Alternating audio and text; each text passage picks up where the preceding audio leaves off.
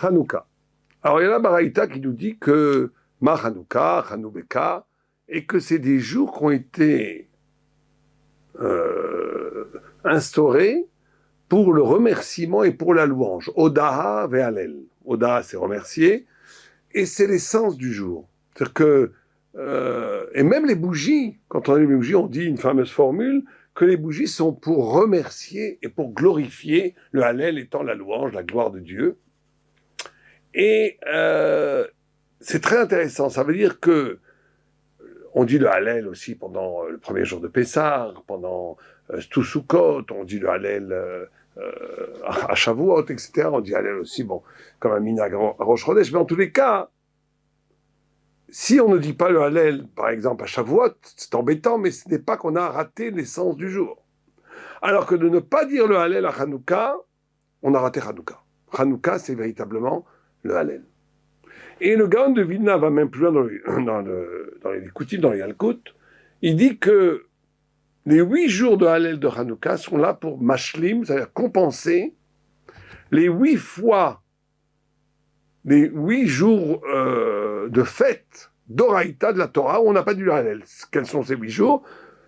Rosh Hashanah, Kippour et les 6 jours de Pessah. Au milieu, on ne dit pas le Hallel total, on dit que le Chetzi Hallel, qui est un minag, qui n'est pas à l'alakha absolue. Donc ça veut dire quoi? Ça veut dire que Hanouka aurait le potentiel de mashlim, de compléter le manque de Hallel qui existait à Rosh Hashanah, qui était supposé, on ne dit pas à Rosh Hashanah parce qu'on est jugé, on a la crainte, on ne peut pas faire une louange totale. À Kippour aussi, on ne peut pas faire une louange totale. Pendant les Chol HaMoed non plus, etc. Donc Hanouka aurait ce pouvoir de finaliser ce qui a commencé à s'émanciper pendant les jours de fête qui sont de la Torah. Bon, il faut comprendre ce principe. Autre chose où il faut porter l'attention, c'est que Hanouka est la seule fête, vous le remarquerez bien, la seule de toute l'année où il n'y a pas de notion du corps. Le corps n'existe pas à Hanouka. Toutes les fêtes, tous les Shabbats, il y a une mitzvah de faire participer le corps à la gloire de Dieu par des repas somptueux, par des repas familiaux.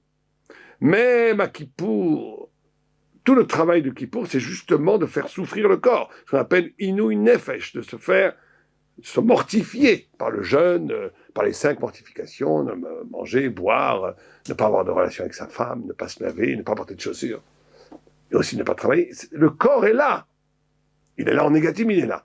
Le seul où il n'y a pas de corps du tout, c'est à Hanouka.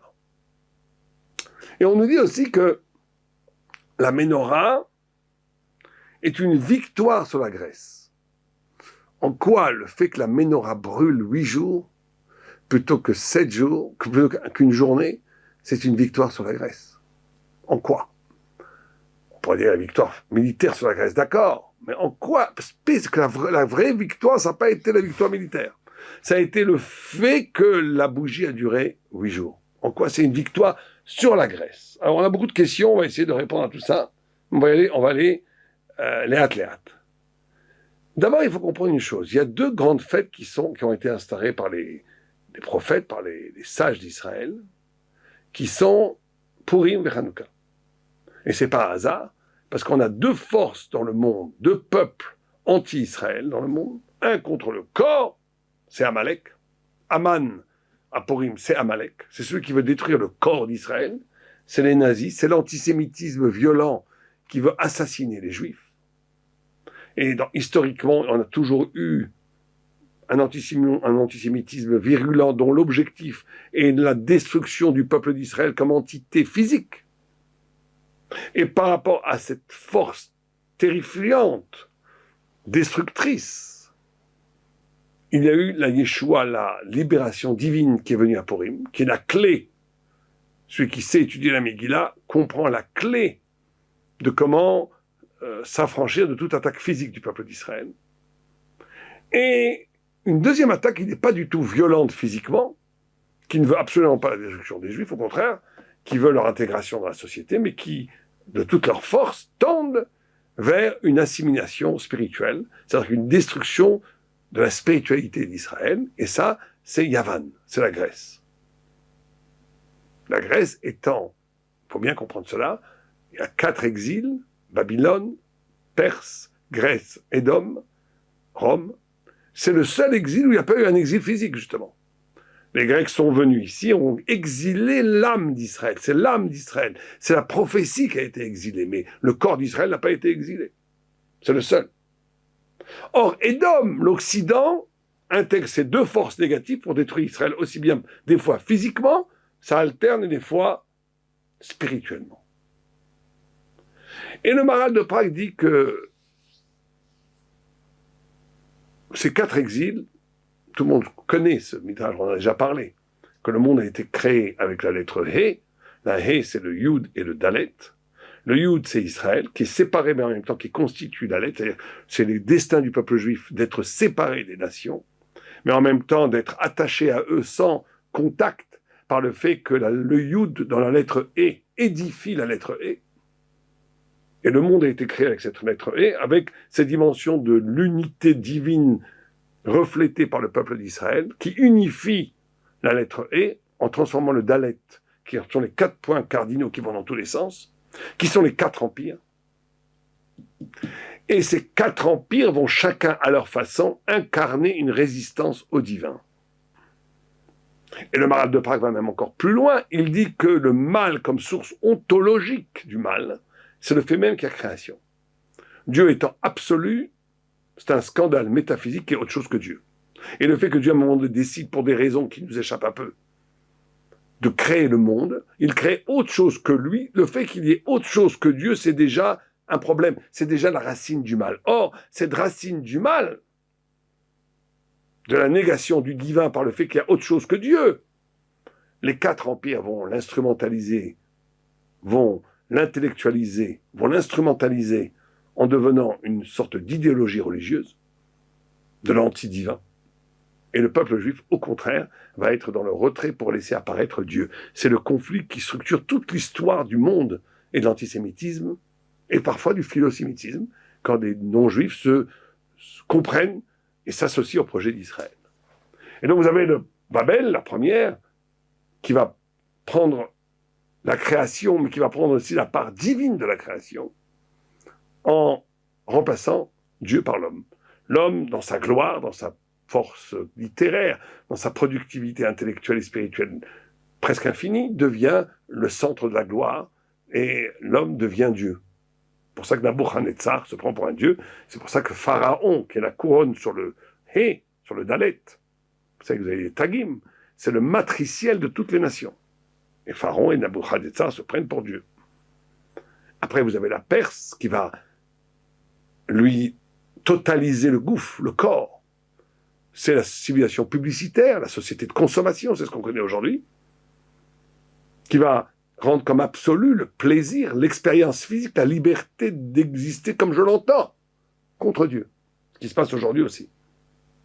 Et il y a la Grèce, qui est l'autonomie de la pensée autonome, qui va, lui, s'opposer au judaïsme et à Dieu, non pas physiquement, mais en disant « je n'ai pas besoin de révélation, la pensée par elle-même s'auto-suffit pour définir la vérité ». Et après, vous avez Édom, qui prend les 3, c'est pour ça que dans le rêve de Daniel, vous avez aussi ces figures sorties de la mer. Vous avez l'aigle très haut, c'est Babel, l'aigle à la tête de lion, c'est la gloire babylonienne. Vous avez l'ours mangeant tout le temps, c'est la Perse physique. Et vous avez la panthère noire, aux ailes, aux 4 ailes, dont la chutzpah, dans l'insolence philosophique, est d'affirmer que tout ce que je ne comprends pas n'existe pas vraiment. Az, c'est la hazout du namer, c'est la hazout, c'est l'insolence. C'est la Grèce. Et vous avez, après, la bête terrifiante qui mange les 3 premières, et qui est plus forte que tout, c'est Édom, qui est en même temps vide de tout, mais qui se nourrit de tout, et qui, lui, est dans l'essence de la destruction de toute valeur. Et bien entendu, Édom reconduit toutes les formes de combat de la Torah et de Dieu, et toutes les formes d'antisémitisme possibles. Si on le revoit aussi, tout ça, c'est des schémas ontologiques qu'on voit dans la Torah depuis le début, par les premiers psukim, Haaretz haïta to, Haaretz c'est l'Égypte, Tohu, Bohu, Chosher, al Pnei Teom. C'est toute l'histoire de l'humanité. Arrête, c'est l'Égypte matricielle. Tohu, étonnement de la gloire. C'est étonnant, la Babel, on arrivait à former une humanité glorieuse, divine. Les 7 jardins suspendus. Beau, confusion du corps. Rocher, obscurité, c'est la Grèce. Théum, l'abîme sans fond, c'est Édom, parce qu'on ne voit pas la fin d'Édom. Édom, dans sa structure, est infini. On a l'impression qu'il finira jamais. Même nous qui croyons en Mashiach, on y croit bien sûr, on l'attend tous les jours, mais on a du mal à imaginer un monde sans les catégories civilisationnelles de l'Occident aujourd'hui. On a du mal. Même les plus grands, même ceux qui sont à Hacharim, ils ont du mal à comprendre un monde qui ne serait pas édomite. Et après, l'Esprit de Dieu plane sur les eaux. C'est la fin de l'histoire. C'est le messianisme. Tout est dit. Et le combat entre le peuple juif et la grecque est un combat, mais inyan ha-chokhma, au sujet de la valeur, du statut, de l'essence de ce qu'on appelle la chokhma, l'intelligence. Alors aujourd'hui, on va essayer de comprendre qu'est-ce que c'est que cette intelligence. Parce que il y a une grande difficulté pour ceux qui étudient le texte. Il y a par exemple, ici, on nous dit que la chokhma, vous avez des keters, vous avez des couronnes. Alors, il y a Malchut, etc. Et il y a Keneged Shem Tov, il y a une couronne qui est par rapport à un bon renom, qui est l'action. C'est déjà bizarre de dire que le bon renom, c'est l'action. Mais là, comme on dit, Lo Amidrash ou Aïka, ce n'est pas la spéculation intellectuelle qui est le principal, mais c'est l'acte, l'engagement. Les fiches amassées ou mechaper à la Adam, parce que l'action amène à l'homme une expiation. Comme il écrit, Tchouba Memasim Tovim, Kterim Mifne, Aporanus, elles empêchent la punition. Veoto Keter ou Keneged Amenora. Le Keter, c'est la Menorah. Et c'est quel Keter? C'est Keter Chochma. Alors déjà, la Menorah qui est le candélabre dans le Beth Amikdash, il a cette singularité qu'il est une double couronne. Il est la couronne du bon renom et la couronne de la Chochma. Alors que le Aaron HaKodesh, c'est la couronne de la Torah. Alors c'est quoi dans le temple lui-même, il y aurait Menorah par rapport à l'intelligence, Chochma, et Aaron, l'arche sainte où il y a la Torah dedans, où il reste de la manne, etc. Tous les témoignages de ce qui s'est passé dans le désert, c'est la Torah incarnée presque physiquement. La Torah, c'est quoi la Chochma? Où est-ce qu'il y a une intelligence qui n'est pas la Torah dans le judaïsme? On ne parle pas ici de la Chochma Tagoïm, on ne parle pas ici de ce qu'on appelle les Chochma Tritzoniot, les mathématiques, les physiques qui sont très bien, mais c'est pas ça qui est dans le temple. Par exemple, on dit Bli derech eretz en Torah, Bli Torah en derech eretz. Et si sans Torah, il n'y a sans savoir-vivre, sans quelqu'un qui sait se déplacer dans le monde, il n'y a pas de Torah. Et sans Torah, on ne sait pas se déplacer dans le monde. Mais il écrit Bli ira, sans la crainte, il n'y a pas de Chochma. Et sans Chochma, il n'y a pas de crainte. Donc ça veut dire que c'est deux choses différentes, Torah et Chochma. De quelles deux choses différentes parle-t-on? De quelles deux choses différentes parle-t-on? Bon, ça il faut comprendre. Alors il faut comprendre quelle est cette lutte de la Chochma. On va essayer de répondre à toutes ces questions. 2 points. Le paradis sacre nous dit une chose extraordinaire. Il nous dit que le monde a été créé avec 10 paroles. Ces 10 paroles sont la science qui sous-tend toute la réalité du monde. Or, la science grecque est divine. La science grecque, les Grecs sont à l'origine de la science, pas comme les gens le disent, les Arabes, qui ont juste traduit du grec en arabe, qui était une langue verculaire, qui était parlée plus que par le grec ancien. C'est les Grecs qui ont inventé la science, peut-être un peu les Chinois aussi, mais les Grecs fondamentalement.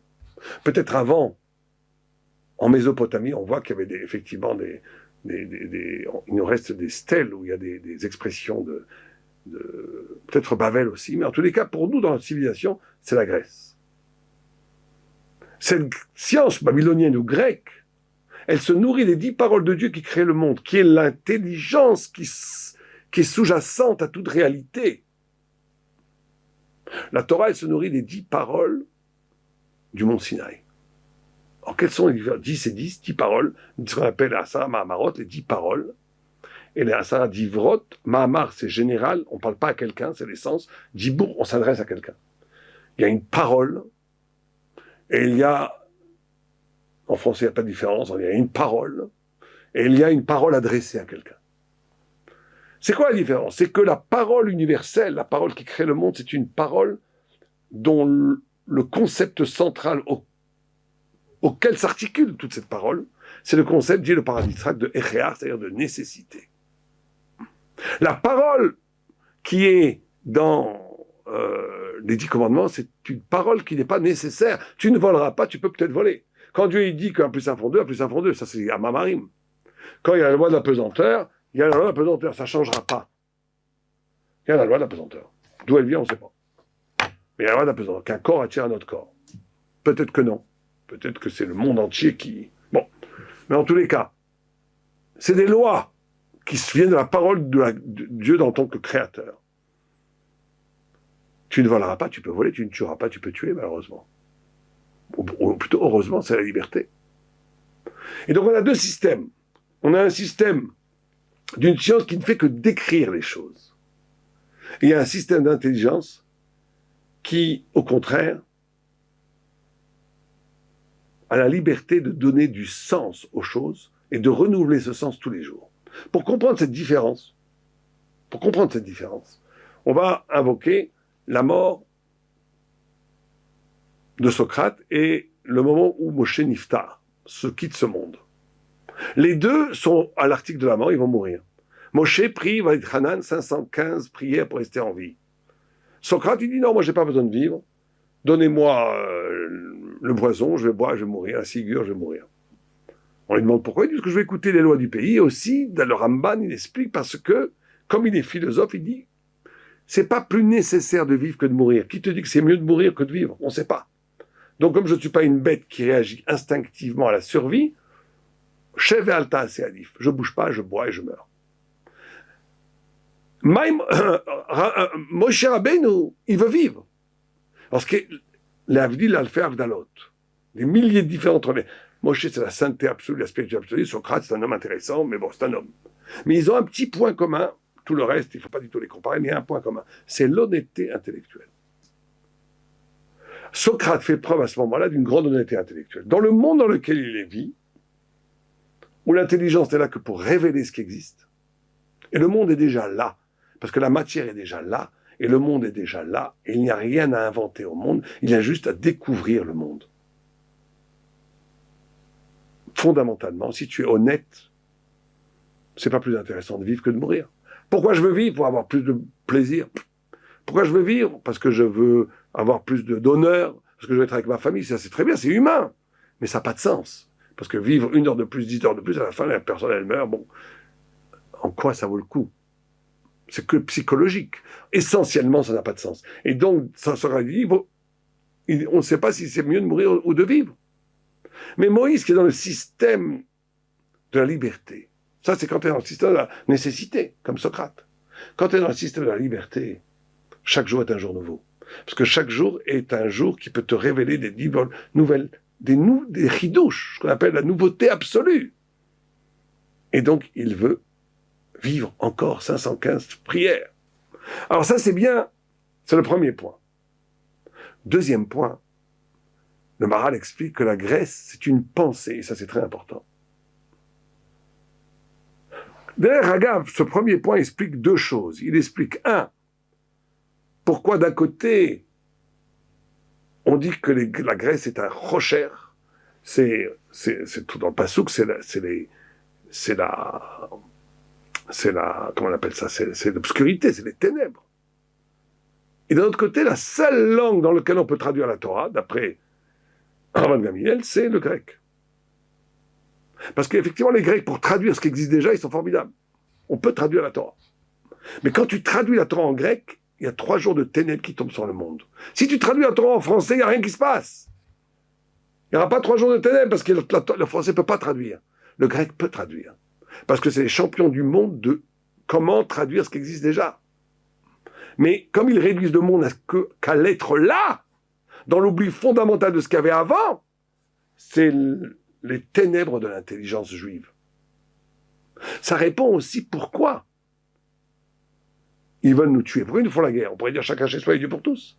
Nous, on étudie la Torah, on donne le sens au monde, et vous développez la connaissance des choses pour créer des autoroutes, des médicaments, c'est très bien. Des avions, c'est très bien. Pourquoi est-ce qu'il y a une guerre? Parce que les Grecs entendent une parole de la Torah qui leur est insupportable, qui est Imlo Briti, Shamay Varet Samti. Si c'était pas pour mon alliance pour la Torah, j'aurais pas créé le monde. Vous vous rendez compte ce que la Torah dit? La Torah dit que toute l'intelligence grecque, toute la physique, toute la mathématique, toute la rationalité, le fait que ma kippa s'envole pas, la loi de la pesanteur. Pourquoi il y a le chiffre 4? Pour qu'on ait 4 minimes, 4 fruits pendant Sukkot, 4 murs ou 3 murs à Sukkot. Alors là, le grec, il veut te tuer. Il te dit quoi? Tout le monde de la nécessité n'est là que pour permettre une mise en scène de la liberté d'Israël. Pourquoi il y a le jour et la nuit? Pour que tu puisses prier Shachrit Mincha, Arvit. Quand il entend ça, le goy, c'est trop. Il veut te tuer. Pourquoi? Parce que tu rends son monde éphémère et surtout tributaire d'un monde qu'il ne connaît pas. Si le monde, dans sa nécessité, n'est là qu'au service de la liberté d'Israël, ça veut dire que je n'existe pas vraiment, je suis là à l'actif de quelqu'un d'autre qui n'est pas moi. Et si je te tue, je deviens absolu. Donc il faut que je te tue. L'erreur de l'antisémitisme grec, c'est de ne pas comprendre. En tous les cas, il faut que je t'assimile. Que tout non-juif peut être partiellement Israël. La Gemara dit qui s'appelle Israël? Tout celui qui combat l'idolâtrie. Il y a une partie d'élection de liberté qui peut être investie par n'importe quel humain. C'est vrai qu'Israël est le peuple élu. Le peuple qui a dans son essence cette fonction. Mais chaque individu non-juif peut participer à cette expérience d'Israël. Et donc c'est pour ça qu'ils nous font la guerre. Et c'est pour ça qu'on peut traduire la Torah en grec, et que malgré cela, ça reste les ténèbres. Maintenant, le deuxième point que dit le Maharal qui est très important, c'est que la Grèce est une pensée où le monde doit se plier à notre cognitif, au cognitif humain. Ça rejoint un peu ce qu'on a dit. Alors que la Torah dit Chochma, mais Ein Timatse. La Torah, d'où tu l'apprends? Mais Ein, c'est le néant. Et ça veut dire que le Maharal en parle beaucoup. Il y a l'avant et il y a l'après de la connaissance. Il y a une connaissance, pour le dire très simplement. Le grec, la pensée grecque, philosophique, scientifique, produit des concepts. Bon, très bien. Mais il est au centre. C'est lui qui existe d'abord, en tant qu'individu. Et cet individu, plutôt en tant qu'homo sapiens, en tant qu'homme pensant, on va dire un cogito faber, c'est quelqu'un qui aber, c'est quelqu'un qui accepte que ce qu'il sait, ce qu'il comprend, c'est l'absolu. Et maintenant, il faut que le monde se plie à ce que je sais. Et ça marche. Einstein disait que le plus grand miracle, c'est que la rationalité humaine soit compatible avec la rationalité dans la matière. Cette atama, disait-il, cette harmonie entre l'harmonie de la pensée et l'harmonie du réel, c'est un miracle. Bon, très bien, c'est vrai que c'est un miracle. Mais ce n'est là, mais ce miracle s'opère, s'émancipe par le fait que l'homme est avant tout un existant, et que ça, c'est posé comme un absolu. Et le monde doit se plier à cette pensée, de rentrer dans les catégories du cognitif. Le juif, c'est une fiole d'huile qui reçoit la lumière d'en haut. C'est celui qui reçoit, qui témoigne de la vérité de la révélation. Le juif est celui qui témoigne de la vérité de la révélation. Et ça, il faut bien comprendre que c'est des modalités de savoir complètement différentes. Si vous, je sais pas, certaines personnes qui nous écoutent connaissent le monde des yeshivot, le monde des kolélim, le monde de l'étude, certains non. Mais imaginez que dans notre kollel, dans mon kollel, quelqu'un viendrait, on lirait une Gemara et quelqu'un dit ah moi je trouve que c'est pas non, je suis pas d'accord. On rigolerait. On rigolerait. En philosophie, en science, si vous dites ah non, je trouve ça pas tout à fait pertinent, on dit ah oui, c'est intéressant pour dire. On est là pour comprendre ce que Dieu dit. Si quelqu'un la ramène en disant mais moi je suis pas tellement d'accord, on sait que c'est le dernier des ignorants. Alors on est sympa, on va l'expliquer, mais qu'on n'est pas là pour imposer ses idées, on est là pour justement faire une rupture de la pensée cognitive, de la maîtrise humaine, pour s'ouvrir à l'infini du savoir divin. Mais c'est très important, ça veut dire que la posture de connaissance, c'est que la centralité, c'est plus toi, c'est plus ton cognitif, c'est le cognitif de Dieu que tu essayes d'appréhender par l'exercice de l'étude de la Torah, qui est une étude complètement radicalement différente de l'étude philosophique ou scientifique. Or, c'est là toute la difficulté, c'est peut-être là un des grands miracles de Hanouka. C'est que les Grecs nous disent, attention, nous décrivons le monde nous créons l'individualisme, nous créons le cognitif historique. C'est ça qui crée l'histoire. Vous, qu'est-ce que vous faites? Vous faites rien. Qu'est-ce que vous faites? Vous ne faites rien. Vous étudiez des trucs mystiques ou un peu sur la loi juive, dans les Talmuds, le taureau qui encorne la vache. Bon. Mais regardez, c'est nous qui avons créé les autoroutes, les avions, les fusées. Est-ce que vous avez envoyé? Est-ce que vous, les Juifs, talmudistes, vous avez envoyé une fusée sur Mars? Non, nous, oui. Et donc, ils demandent aux Juifs, reconnaissez votre faiblesse. Et ils leur disent comme ça, ils leur disent, c'est des ténèbres. Les Grecs disent aux Juifs, code-vous, écrivez, al-Keren Ashor, sur la corne du taureau, she'en lachem chelek be'elokei Israël, que vous n'avez pas de part au Dieu d'Israël. Parce que le Dieu d'Israël, c'est nous qui l'a favorisé, puisque tu vois que notre connaissance, elle est effective, elle produit du savoir. Elle est la chorma. Qu'est-ce qu'on a dit au début? Le texte disait au début que c'est quoi la chorma? C'est ce qui est lié au ma'asé, à l'acte. Votre chorma, elle produit rien, la nôtre, elle produit tout. Voilà l'argument massif de la Grèce. Qu'est-ce qu'on répond? Qu'est-ce qu'on répond? On répond, et c'est ça la différence entre la Torah et la chorma. La Torah, c'est la vérité absolue divine.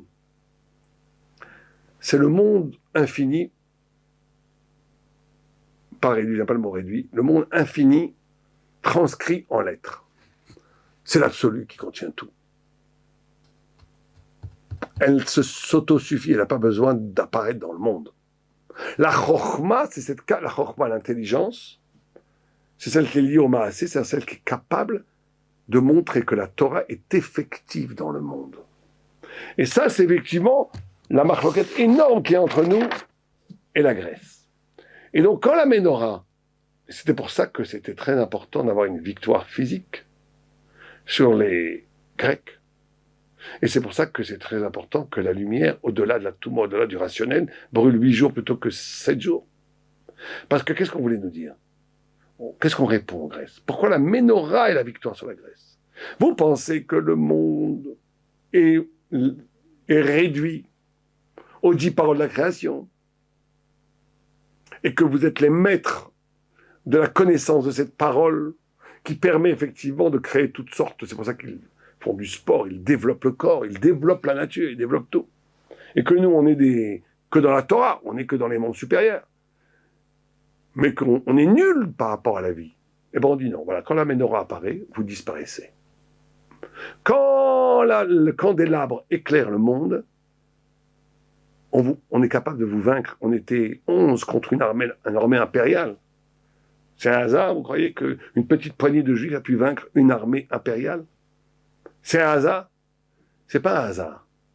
C'est qu'en vérité, en dernière instance, le monde entier dans sa physicalité, dans sa rationalité, n'est que second par rapport à une source qui lui est antérieure et qui est méta-rationnelle, qui est la pensée de la révélation. En d'autres termes, toute la pensée de la rationalité, toutes les 10 paroles qu'ont créé le monde, qui est la science totale du monde, n'est là que parce qu'il y avait un désir plus ancien de créer un sens à l'homme, la liberté de l'homme, le sens éthique et spirituel chez l'homme. Et qu'est-ce qu'on dit aux Grecs? Très bien, vous expliquez combien de microbes il y a, les antibiotiques, tout. Magnifique. Mais il y a une chose que vous n'expliquez pas, c'est vous. Parce que vous vous posez comme un absolu.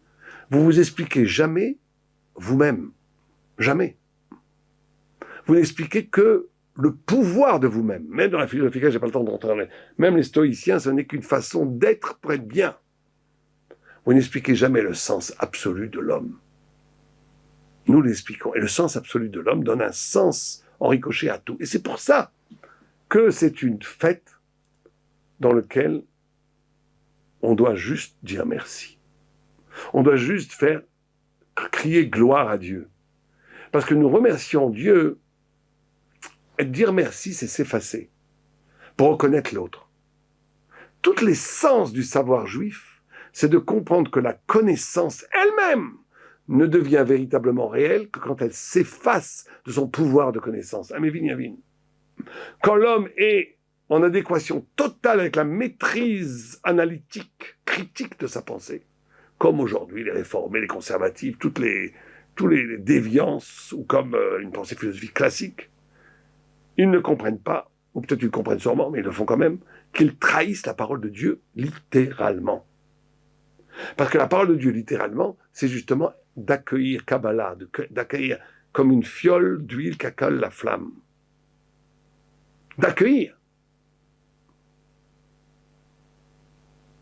Et donc on est ici, véritablement, et c'est pour ça aussi que leur Gaon dit que ça remplace, parce que Kippour, c'est la pure Torah qui ne peut pas être transcrite. Rosh Hashanah et le milieu des Chol HaMoed de Pessah, on a fait la Torah. On n'a pas vu comment ça, on n'a pas pu faire la reconnaissance de cette chokhma, de cette intelligence qui venait de ces jours. Hanouka va le faire. Alors, juste pour finir, c'est pour ça qu'on appelle Shem Tov, un bon nom. C'est comment la Torah elle-même devient lumière, qui devient intelligence, qui devient transfiguration du monde. La Torah transfigure le monde, mais pas sur une modalité goy, par la maîtrise de la matière, mais par une maîtrise beaucoup plus profonde, qui est le sens ultime de la matière, comme la flamme, qui éclaire le monde et qui, par cet éclairage même, lui donne une nouvelle configuration. C'est pour ça d'ailleurs qu'il est écrit, une chose incroyable, on pourrait le faire de façon drôchique, que si quelqu'un il allume la bougie de Hanouka et que ça brûle des passants avec leur pishtan, leur ballot de lin, on ne doit pas payer. Pas tout, Rabbi Yehuda dit pas tout. Parce qu'en vérité, d'habitude, le monde extérieur envahit nos maisons. Hanouka, c'est quand même la lumière de la vérité, a le pouvoir de conquérir l'espace public. Il éclaire le monde. Au point qu'il est devenu le maître de l'espace. Que quelqu'un se brûle dans les lumières de Hanouka, c'est pas le problème de celui qui les a mis. C'est à lui de faire attention, de s'éloigner des flammes. Elles sont maîtresses dans l'espace public. Parce que la lumière de la vérité, en donnant un sens à la réalité, rend la réalité possible de façon infiniment plus forte que la rationalité liée à cette réalité. Amevin Yavin. Alors pour finir, il faut quand même comprendre quelque chose. On fait la fête, on a gagné la Grèce, très bien, mais en vérité on a perdu quelque chose. Puisque à partir des Grecs, il n'y a plus de prophétie. L'esprit grec, qui est un esprit égotique, individualiste, cognitif, a contaminé l'esprit juif au point où il n'y a plus de capacité du prophète. Le prophète était celui qui était capable d'accueillir la lumière de Dieu sans passer par le filtre de l'ego connaissant. En hellénisant le peuple juif est devenu incapable de prophétie. Alors en vérité, on pourrait dire que c'est une victoire de la Grèce. Ou est-ce que c'est une victoire du peuple juif? C'est une victoire du peuple juif. Pourquoi? Parce que le plus grand miracle de la Grèce, c'est que justement, une fois qu'il n'y a plus de prophétie, c'est catastrophique. Chacun peut lire le texte avec ses propres yeux et chacun va donner son interprétation. On tombe dans une sorte de protestantisme où il y a des 1000 sectes, 2000 sectes dans le monde, chacun lit la Bible comme il veut et ça crée toutes sortes de sectes, plus ou moins grandes, mais qui au niveau intellectuel sont plus ou moins les mêmes, où chacun interprète la Bible selon sa culture, son pays. C'est pour ça que les protestantistes sont des religions nationales. C'est une catastrophe. On est dans la pure religion interprétative. Où est l'événement de vérité? La Torah, c'est pas un discours sur la vérité, c'est un événement de vérité. Où est l'événement de vérité qui est la révélation elle-même, reconduite dans la Torah elle-même? C'est très simple. C'est peut-être le plus grand miracle de Hanouka. C'est l'irruption de la Torah Shebal Peh, la Torah orale, qui, contemporainement, historiquement, apparaît à partir de Hanouka. La Torah Shebal Peh a toujours existé comme tradition dans la Rabosh Missinaï depuis le Sinaï. Mais l'interprétation des textes par les grands érudits talmudiques, midrashiques, kabbalistiques, donnant chacun son opinion, enfin plutôt sa lecture, ça date d'après Hanouka, à partir de Hanouka. Le premier Tana étant Shimon HaTzadik, c'est le premier Tana qui a rencontré Alexandre. Et Alexandre s'est prosterné devant lui parce qu'il a vu que justement, Alexandre a vu ce que aucun scientifique ne voit. Il a vu que quand il faisait les guerres, c'était Shimon HaTzadik qui était comme un ange lui faisant ses guerres. Que la réalité était en vérité soumise en dernière instance ou au plus profond par une force spirituelle de l'étude de Shimon HaTzadik. Premier Tana, premier grand maître de la Torah orale, contemporain d'Alexandre. Ça veut dire que c'est ça le plus grand miracle. C'est que les Grecs ont pensé nous vaincre en disant, voilà, on vous enlève la prophétie, on vous hellénise, maintenant vous pensez par vous-même. En pensant par vous-même, vous êtes devenus grecs, vous êtes morts. Mais le plus grand miracle, c'est que le peuple juif, le grand initié talmudique, midrashique, kabbalistique, quand il est devant le texte comme un miroir, devant la Torah, ce qu'il lit, ce qui se révèle en lui, au fond de lui, dans sa plus profonde subjectivité, c'est Dieu lui-même. Parce que la psyché, la structure mentale, ou plutôt spirituelle, psychique, du juif, en réalité de tout humain, elle n'est pas nucléaire, elle n'est pas un noyau. Moi, j'exige et tout autour de moi doit circuler comme les Grecs. Non, elle est ouverte à l'infini. Et donc, quand il lit le texte, s'opère une mini-révélation sinaïque à l'intérieur de lui qui laisse apparaître la parole de Dieu en ricochet avec la singularité de cette âme. Et nous avons donc tout le feu, toutes les flammes de Hanouka. C'est les flammes de la multiplicité des commentaires des grands initiés thoraïques qui sont autant de Torah et de Torah de Torah. C'est même mieux que la prophétie, puisque la Gemara nous dit que l'intelligence juive est supérieure au prophète. Pourquoi ? Parce que le prophète ne fait que restituer la vérité telle qu'elle est. La prophétie étant une reconduction du mont Sinaï. Alors que la Torah orale, elle restitue une vérité non seulement telle qu'elle est, mais accompagnée d'une inclinaison psychique, d'une façon de voir, chaque juif ayant le secret d'une écoute, d'une lecture qui lui est propre, qui enrichit infiniment. Il y a autant de Torah qu'il y a autant de juifs. Ou plutôt, il y a autant de facettes de Torah qu'il y a autant de juifs. Et ces millions de facettes, c'est le feu resplendissant de la Torah Sheba'al Peh, de la Torah orale. Et c'est ça la plus grande victoire sur les Grecs. C'est pas juste une victoire physique, c'est même pas une victoire qu'on a montré que la Chokhma est effective. C'est de dire aussi qu'au cœur même du chant grec, les lumières de Hanouka naissent des ténèbres grecques. La lumière de Hanouka s'allume la nuit, comme les ténèbres grecques. Elle s'allume justement quand il n'y a plus rien. Parce que quand il n'y a plus rien chez le juif, il reste toujours Dieu à l'intérieur de lui. Et donc à ce moment-là, il y a l'éclosion, il y a le jaillissement d'une vérité qui vient des ténèbres, parce qu'il n'y a plus de révélation extérieure. Cette révélation est devenue intérieure. Et c'est pour ça qu'il voulait un miracle. Parce qu'il y a une grande question que tout le monde pose.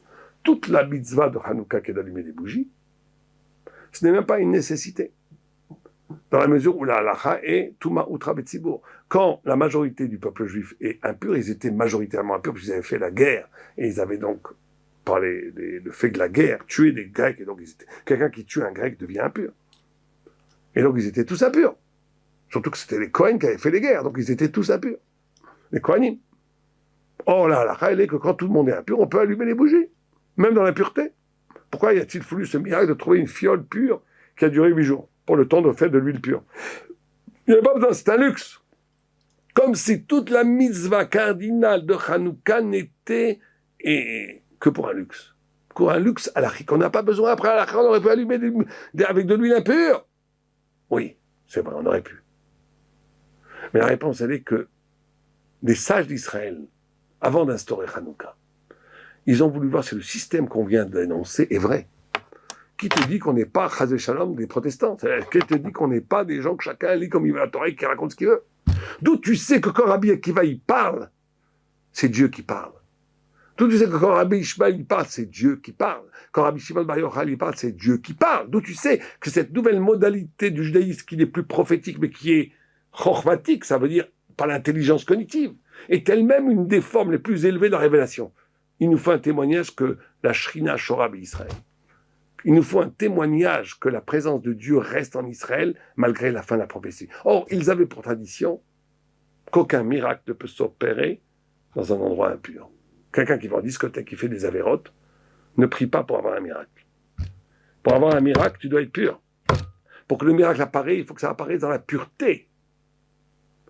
Et donc, ils voulaient voir, est-ce qu'il y a de l'huile pure? Ils ont trouvé de l'huile pure. Ils ont vu que 1, 2, 3, 4, 5, 6, 7, 8, pendant 8 jours, cette lumière s'allumait alors qu'elle devait s'arrêter au bout de 24 heures. Miracle, ça veut dire que Dieu est avec nous. La Shrina, la présence divine, plane sur le peuple juif. Cette nouvelle façon d'étudier la Torah, cette nouvelle façon de révéler la Torah, cette nouvelle façon de révéler la Chokhmat, la Torah qui est effective dans le monde, elle est voulue par Dieu. C'est comme ça que Dieu se déplace dans le monde. C'est comme ça que Dieu se déplace dans l'histoire. C'est la nouvelle phase de la révélation. Et donc là, ils ont fait 8 jours de Odaot et de 8 jours de gloire et de remerciement. Et on n'a pas besoin de manger, c'est la seule fois qu'on n'a pas besoin de manger. Pourquoi? Parce que face à ces lumières, tout s'annule. La société de consommation devient nulle. La science et les techniques qui sont bien en soi, mais ne valent rien par rapport à cette science infinie. Tout est annulé. Il ne reste plus que la louange, l'effacement de la maîtrise humaine pour proclamer la gloire de Dieu. Amen, Kenny Hudson.